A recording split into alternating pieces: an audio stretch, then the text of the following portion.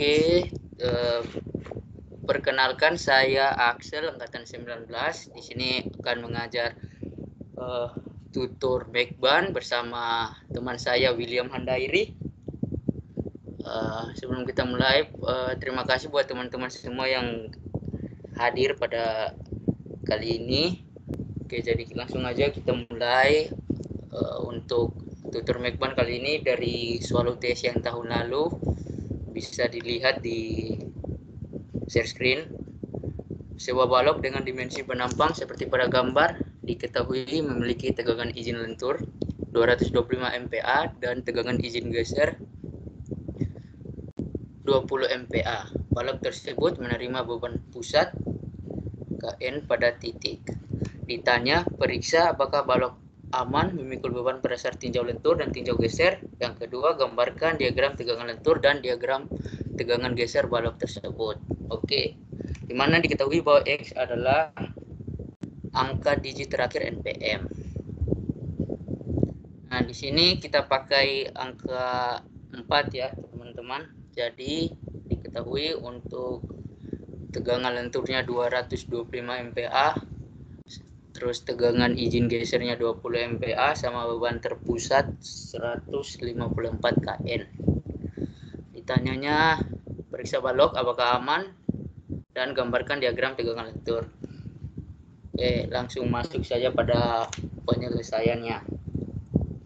Yang pertama sini yang kita perlu lakukan yaitu kita menggambar gaya-gaya yang terjadi akibat dari beban pusat itu. Di sini pasti teman-teman udah tahu ya kalau bagaimana cara menggambar SFD sama cara menggambar BMD-nya. Itu udah dapat di AS1, tapi di sini nanti saya coba jelasin juga.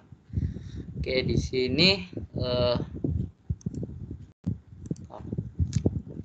sini untuk ini saya beri tanda A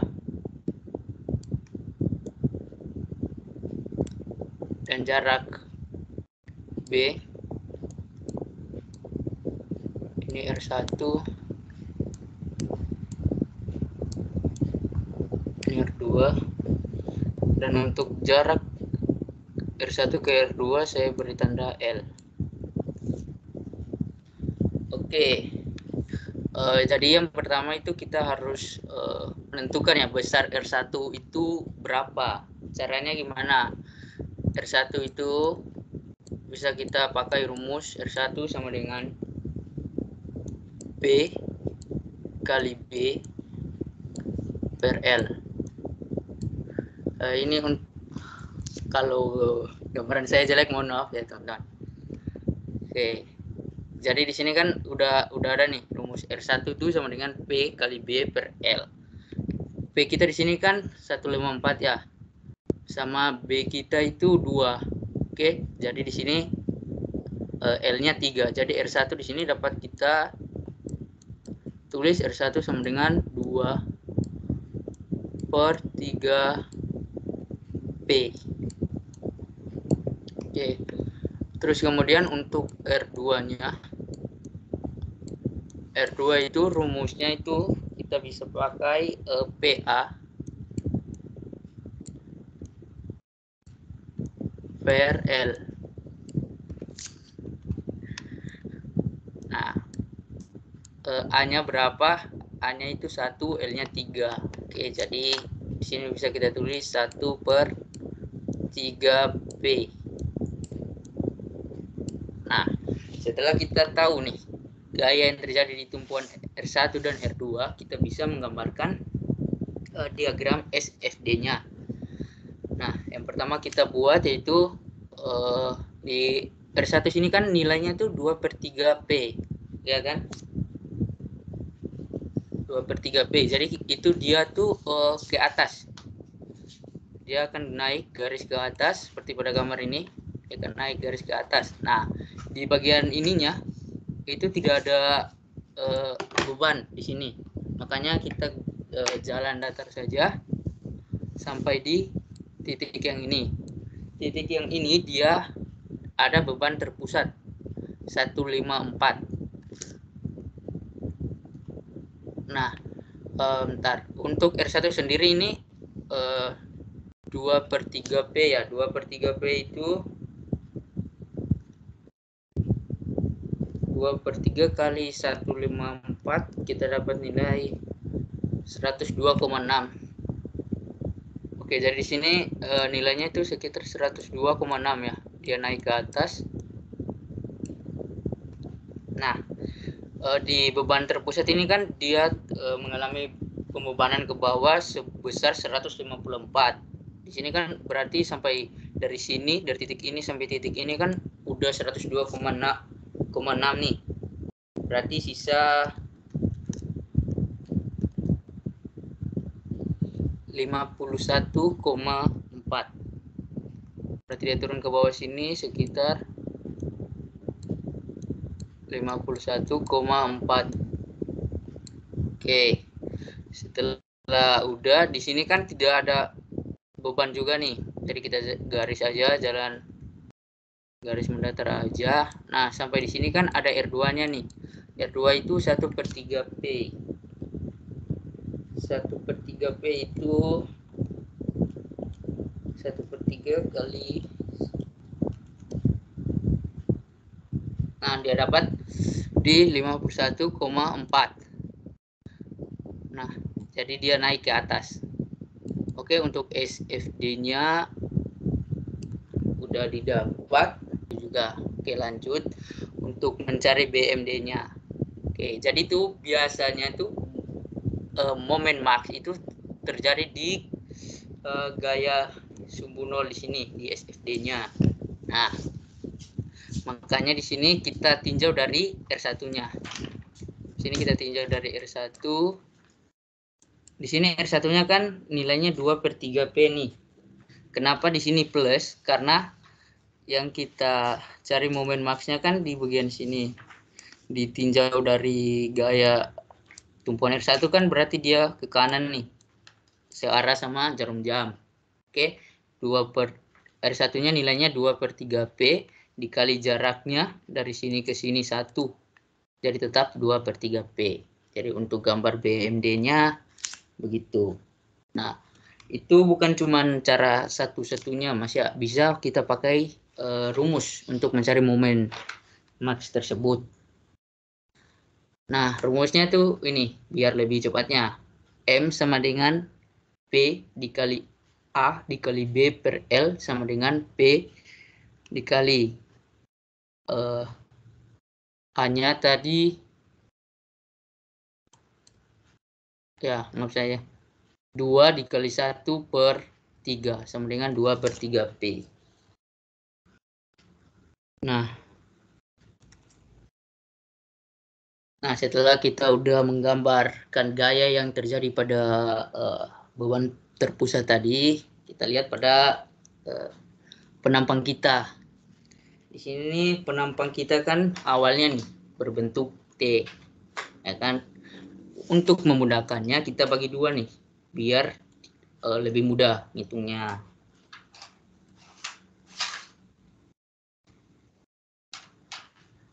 Nah, untuk langkah selanjutnya yang kita harus lakukan yaitu mencari luas dari penampang itu tersebut. Cara mencari luasnya bagaimana? Ini kan penampang ini kan berbentuk persegi panjang ya. Jadi persegi panjang itu kan rumusnya panjang dikali lebar, makanya untuk luasnya itu gampang saja ya. Panjangnya 150, ini 50 50 50, yang ini kan ini berarti 150. 150 dikali sama lebarnya 54. Itu untuk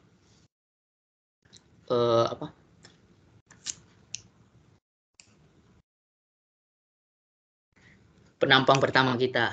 Nah, di penampang kedua kita lihat di sini. Wah, ini keliru ya. Ini harusnya 50 ya. Di penampang kedua, panjang dikali lebar 50 dikali 154. Oke, dapat hasilnya. Nah, di sini untuk penentuan selanjutnya itu kita mencari sumbu Y1 sama X1. Jadi ini tuh kita mencari titik pusat ya teman-teman. Titik pusat itu kan titik pusat.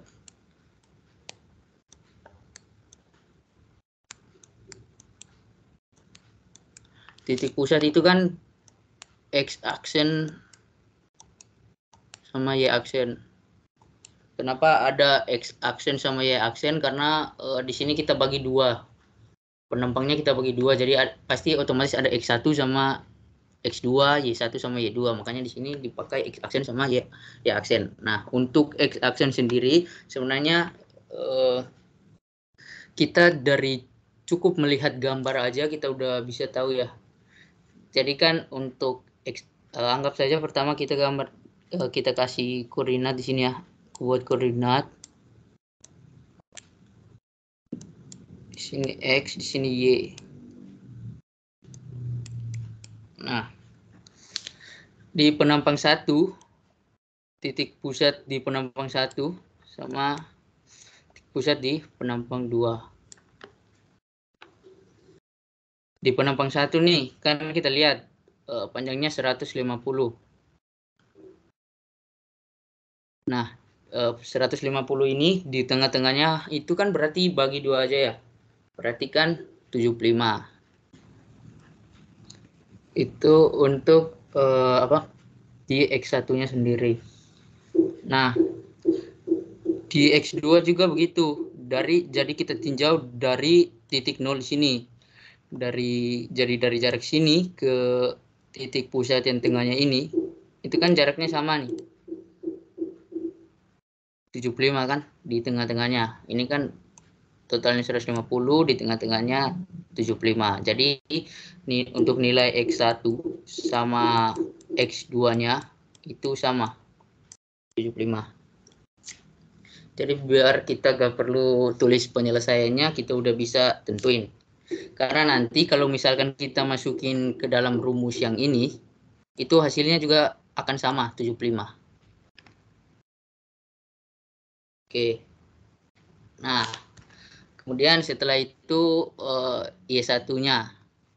Y1 itu ketinggian dari pacu dari titik 0 dari sumbu Y ke titik pusat penampang yang pertama. Nah, jadi kalau dari tinggi ini kan kita tahu nih 154 untuk tinggi yang ini. Sisanya ini kan berarti 54 dibagi 2. Ya kan? Setengahnya dari ini berarti 1/2 dikali 54 ditambah 154. Dapatlah 181. Itu untuk Y1-nya. Oke. Terus untuk Y2-nya.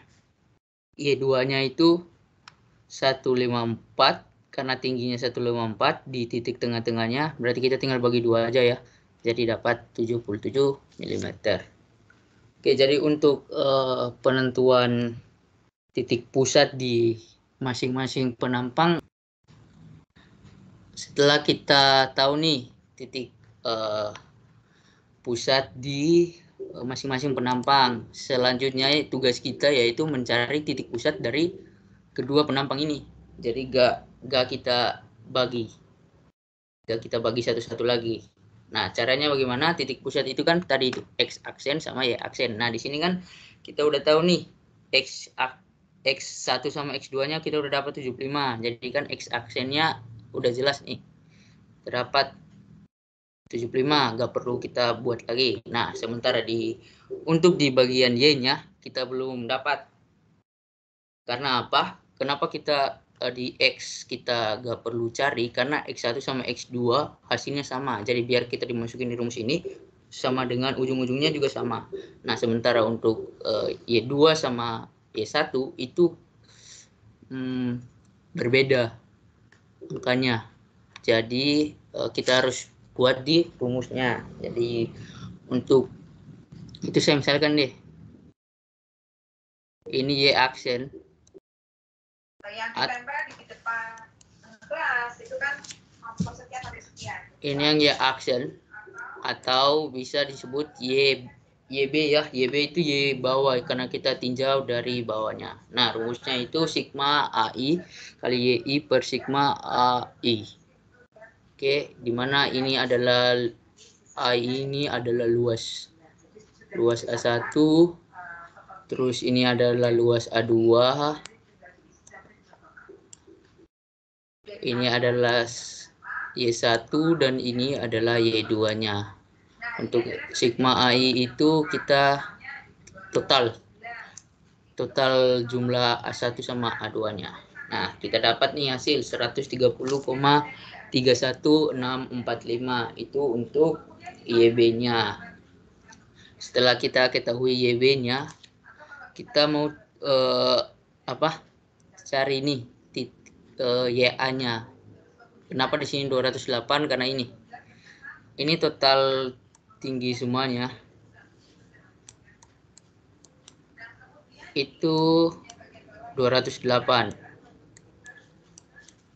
Nah, YB itu kita udah tahu di 130, berarti dia di sekitaran sini ya.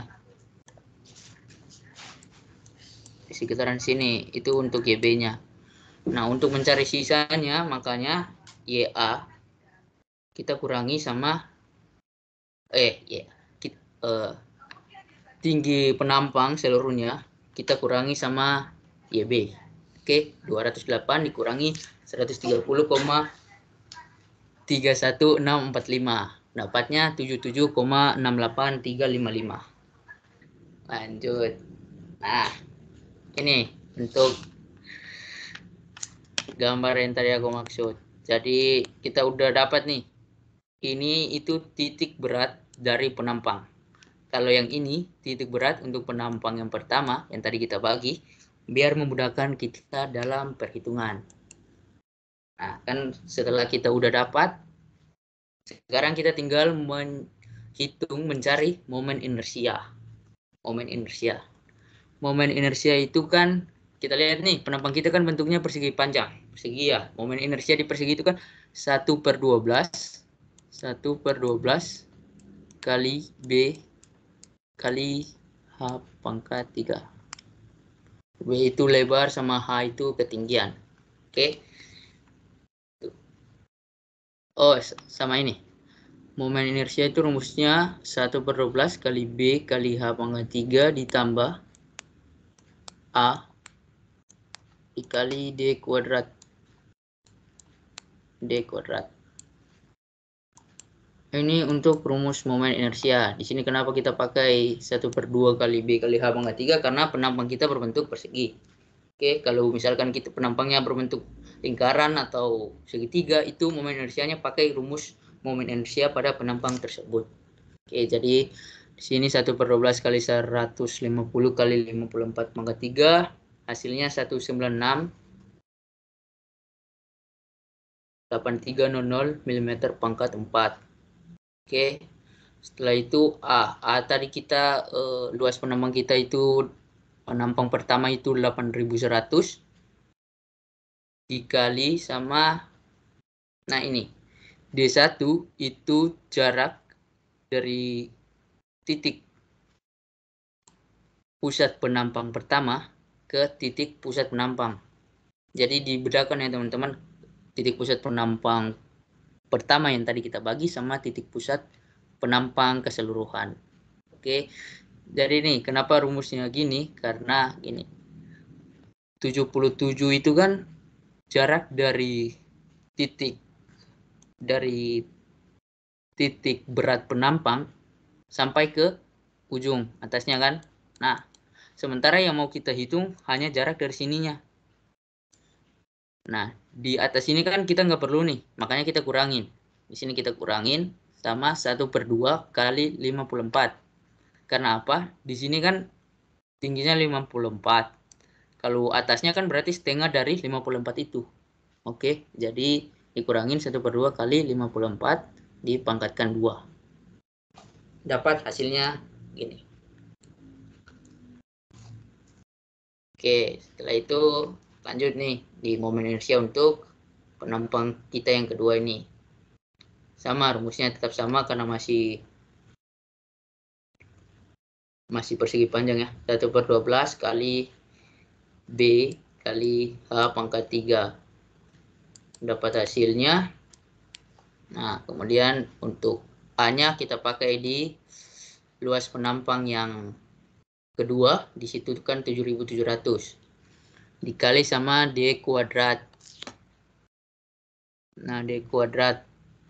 Ini sama juga ya kayak yang di atas. Ini kan dari sini ke sini 130. Terus yang kita mau cari cuman dari titik ini ke titik ini. Ini kita nggak perlu.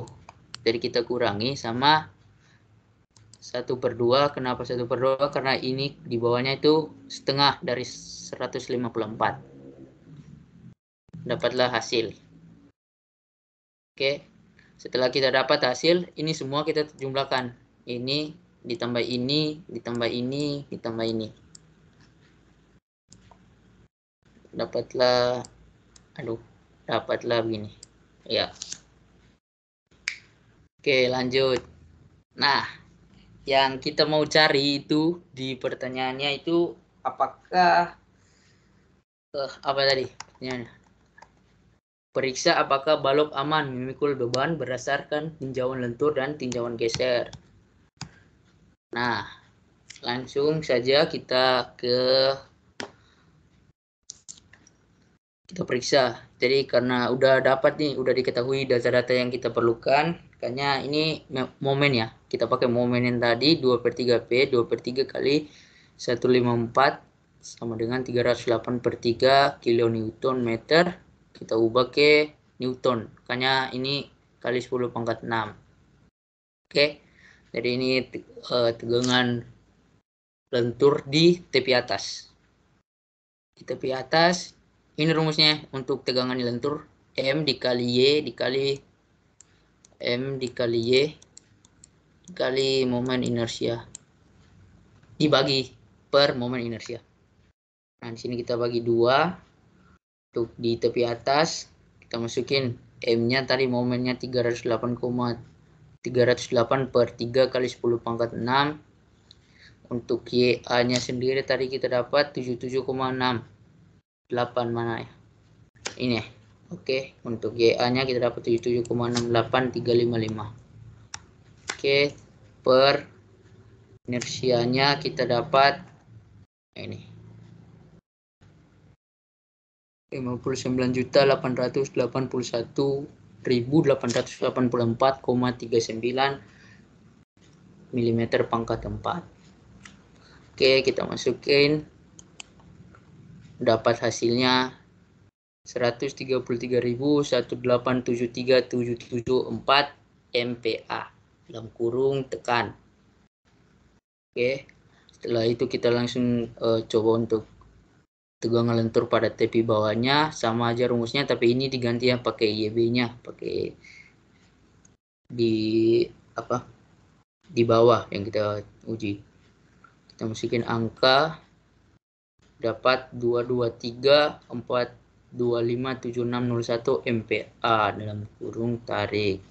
Nah, dari sini kita dapat simpulkan bahwa tadi kan diketahui diberi izin itu sebesar 225 MPa. Jadi untuk tepi atas, tegangan lentur di tepi atas kita itu lebih kecil dari tegangan izin, makanya dapat disimpulkan aman. Terus di tepi bawah juga begitu, kurang dari tegangan izin, makanya disimpulkan aman juga. Oke, untuk tegangan lenturnya penyelesaiannya sampai di sini aja. Oke, selamat malam teman-teman. Jadi di sini aku bakal ngejelasin mengenai tegangan geser, gambar tegangan lentur dan gambar tegangan geser. Aku langsung share screen aja.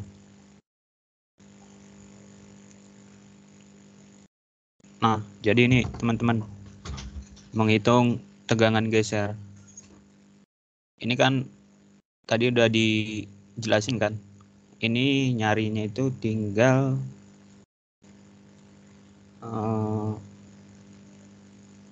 PAB per L. Nah, untuk mencari nilai P-nya, P-nya ini 154 kN. Nah, ini kita ubah dulu ke Newton. Kilonewton ke Newton itu dikali 10 pangkat 3. P itu beban ya teman-teman. Terus untuk V itu apa? V itu gaya geser. Makanya kita gambar shear force diagram. Nah, ini langsung aja pakai 2/3 P. Yang ini. Terus 2/3 kali 154 kali 10 pangkat 3. Kita pakai yang Newton ya. Nah, itu hasilnya 308/3 kali 10 pangkat 3 Newton. Nah, ini teman-teman untuk nyari nilai Q-nya di titik berat itu dari kami itu ngambil dari sini teman-teman. Dari sini ya. Nah, jadi kami ambil penampang ini, terus itu kan lebarnya 50 sama IB-nya itu 130. Nah, nyari Q-nya itu 50 dikali 130 dikali setengah kali 130,31645. Nah, ini cara termudah teman-teman. Kalau ambil penampangnya dari bawah, bisa aja sih dari atas. Cuman kan itu ada penampang persegi panjang sama sisanya sedikit ya di sini. Ini satuannya milimeter pangkat 3 teman-teman. Oke, kita langsung aja hitung tegangan gesernya. Itu rumusnya V kali Q per I kali B. Nah, V itu apa? Tadi itu gaya geser, satuannya Newton. Nah, Q itu biasa itu disebut statis moment, teman-teman. Yang barusan kita cari tadi. Terus I itu inersia dan B itu lebar. Nah, itu semua tadi udah dicari di awal. Nah, terus kita kalkulasi, itu hasilnya 14,5580 MPa. Nah, tadi kan tegangan izin untuk geser itu 20 MPa. Jadi tegangan maksimum kita itu 14,558 itu di bawah tegangan izin, jadi aman. Nah, kesimpulannya untuk soal A itu, balok aman memikul beban berdasarkan lentur karena tegangannya 133 dan tegangan izin lenturnya 225. Kemudian balok aman memikul beban berdasarkan tinjauan geser karena tegangannya 14,558 MPa dan tegangan izin gesernya 20 MPa. Ke diagram tegangan lentur. Nah, ini aku tulis lagi. Tegangan kita di tepi atas itu, tegangan kita di tepi atas itu tadi dapatnya 133,1873. Itu tekan. Terus tegangan di tepi atas itu 223,42576. Nah, itu tarik. Nah, untuk menggambar diagram tegangan lentur ini, teman-teman itu gambar dulu penampangnya. Terus tarik garis secara horizontal yang bertepatan dengan titik berat, karena itu akan jadi tegangan maksimumnya, tegangan lentur maksimum. Nah, untuk tegangan tekan itu nilai positif itu di bawah teman-teman. Jadi hasilnya itu 223,43 positif. Terus teman-teman. Terus tegangan tekan itu dinilai 133,19. Jadi tegangan lentur ini cenderung mudah teman-teman. Jika teman-teman sudah dapat tegangan lentur yang tekan dan tegangan lentur yang tarik. Nah, ini nilainya positif dan ini nilainya negatif. Oke, kita lanjut. Nah, ada diagram tegangan geser. Nah, di sini ada saya tambahin A dan B. Kita harus nyari dulu statis moment di QA dan QB. Nah, caranya itu B itu lebarnya teman-teman. Dikali H dikurang H1. H dikurang H1. Panjang seluruhnya dikurangi panjang sampai tepi ini. Terus dikali dengan YA dikurang H dikurang H1 per 2. Nah, kita masukin angka-angkanya. Yang A itu 150 kali 208 dikurang 154 dikali 77,6833 dikurang 208 dikurang 154 per 2. Nah, ini QA sama dengan QB, teman-teman. Nah, untuk mencari tegangan di A ini, kita pakai luasan yang ini. Nah, makanya Q-nya pakai yang ini. Nah, untuk di tegangan di B, kita juga pakai luasan yang ini. Oke. Nah, untuk nyarinya itu sama kayak tadi, V dikali Q per I dikali B. Tapi di sini Q-nya berubah. Tapi V-nya kan tetap ya. Q-nya berubah, kita pakai yang ini. Nah, QA itu kan kita pakai lebar yang ini, teman-teman. Ini 150 mm. Nah, kita pakai B 150 mm. Tapi kalau yang B kita pakai lebar yang ini. Jadi pakai 50. Nah, jadi dia hasilnya itu 4,69237 MPa dan 14,0712 MPa. Nah, QA sama QB ini sama karena sama-sama menggunakan luasan ini ya, teman-teman. Oke, kita lanjut ke diagram tegangan geser. Nah, ini teman-teman. Diagram tegangan gesernya seperti ini. Tadi udah dapat tegangan di A, tegangan di B, tegangan di A 4,69237, tegangan di B 14,07712 MPa. Nah, tegangan maksimumnya pasti di titik berat, teman-teman. Di sini. Ini pasti tegangan maksimum. Pasti di titik berat. Tidak mungkin tidak. Nah, terus kita gambar. Nah, untuk diagram tegangan geser ini kita gambar garisnya berupa garis lengkung. Nah, kita gambar. Nah, ini 4,69237 QA. Nah, QA sama QB ini sebenarnya sejajar. Nah, 14,07712. Nah, kita masuk ke Qmax. Terus ke yang terakhir. Nah, perlu diketahui batas atas yang ini dan ini itu tegangannya 0, teman-teman. Jadi di sini 0, di sini 0. Nah, mungkin pembahasan mengenai diagram tegangan lentur dan diagram tegangan geser sampai di sini, teman-teman. Oke, terima kasih